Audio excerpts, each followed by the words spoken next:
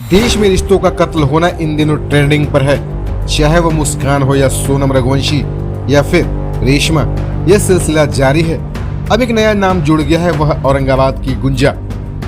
जी हाँ, प्रेम, वासना और साजिश का ऐसा घातक ट्रायंगल बना जिसमें फंसकर बिहार के औरंगाबाद में नवविवाहित युवक को अपनी जान गंवानी पड़ गई। दरअसल अभी इंदौर के राजा रघुवंशी हत्याकांड का मामला शांत भी नहीं हुआ था कि ठीक उसी तर्ज पर नवविवाहिता ने शादी के ठीक 45 दिन के अंदर ही पति की शूटर से हत्या करवा दी।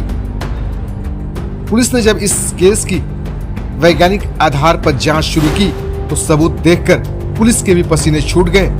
हवस और वासना के चलते कोई इस हद तक भी जा सकता है। पुलिस को जांच दर जांच में इस सवाल का जवाब मिल गया। 24 जून को हुई युवक की हत्या के पीछे मुख्य साजिशकर्ता उसकी नवविवाहिता पत्नी और उसका आशिक रिश्ते में सगा फूफा था।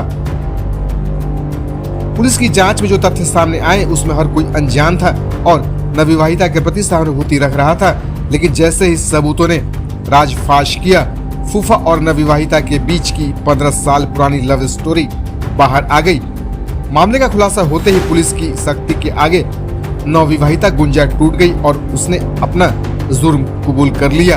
जैसा कि आप सभी जानते हैं कि आज से एक सप्ताह पहले दिनांक 24/6/2025 को नबीनगर थाना क्षेत्र अंतर्गत एक व्यक्ति की गोली मारकर हत्या कर दी गई थी, जब वह नबीनगर रेलवे स्टेशन से अपने घर बरवान जा रहा था। हत्या के बाद उक्त व्यक्ति की पहचान प्रियांशु कुमार सिंह के रूप में की गई थी।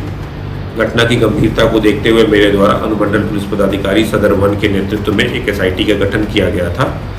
एसआईटी के द्वारा लगातार काम किया जा रहा था, अनुसंधान किया जा रहा था और फाइनली इस केस का डिटेक्शन हो गया है।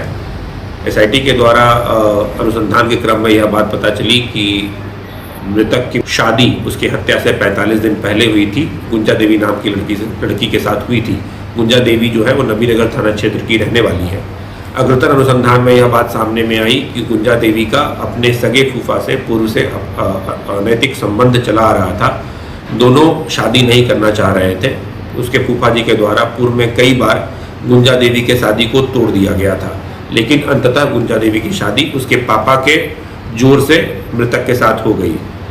एक बार शादी होने के बाद गुंजा देवी और उसके फूफा के बीच में बातचीत जो लगातार होती रहती थी उसमें डिस्टर्बेंस होने लगा। गुंजा देवी और उसके फूफा जी जीवन सिंह के द्वारा लड़के की हत्या करने का निर्णय लिया गया। जीवन सिंह के द्वारा कुछ हथियारबंद युवकों को हायर किया गया जिनके द्वारा गोली चलाई गई। गुंजा देवी के द्वारा युवक का लोकेशन दिया गया कि कब वो कहाँ किस ट्रेन से उतरेगा और हायर किए गए लड़कों के द्वारा उक्त रात को उस घटना को अंजाम दिया गया। इस संबंध में अभी 3 गिरफ्तारी हो गई है।